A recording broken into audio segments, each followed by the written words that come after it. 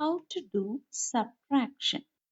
Okay, we can see today how to do subtraction. Already we have studied how to do subtraction, but today we are going to check how to do subtraction with borrow. Okay, so I am going to take now first one two-digit number.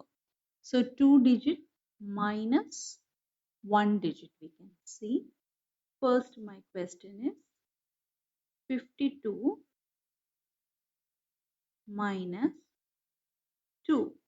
So how will you do? First, you want to always subtract ones place minus ones place. So you want to do 2 minus 2. What is 2 minus 2? It will be 0.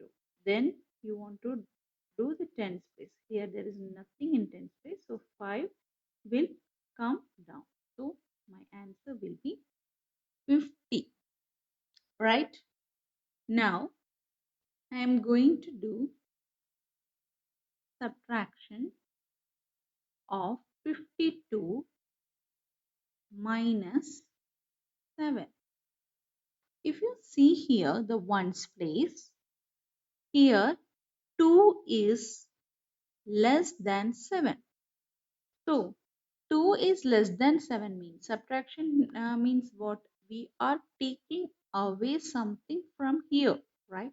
So from the 2, how we can take 7? Already there is 2 only is there.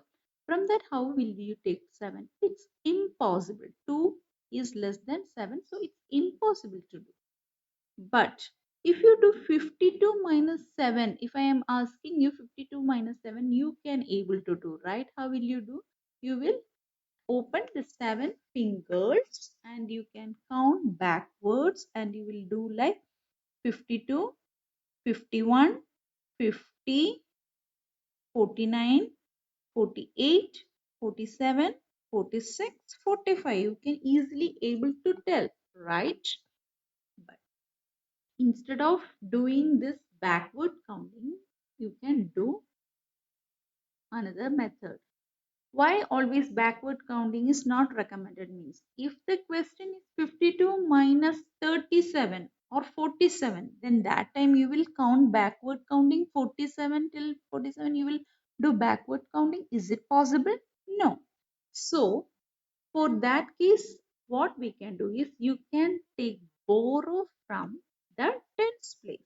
Here there are 5 means in the 5 how many tens are there? Already we have studied in the expanded form how to write in expanded form. So 52 you can write as 50 and 2, right?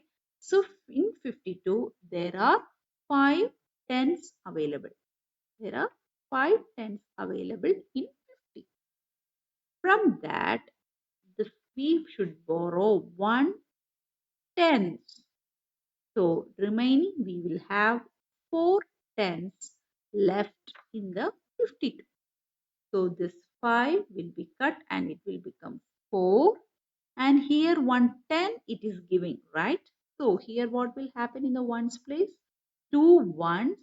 In the 2 ones it is giving and we are taking 110 from the 5. So it will become 12 because 2 plus 2 is 12. 2 plus 10 is 12. So it will become 12. Now you can easily do 12 minus 7. What is 12 minus 7? Open 7 fingers and count backwards. 11, 10, 9, 8, 7, 6, 5. So you will get 5.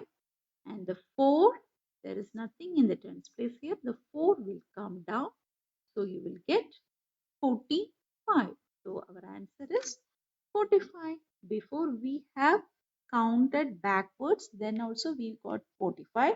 Now also we got 45. So this is the method of subtraction using borrow. Hope you understand.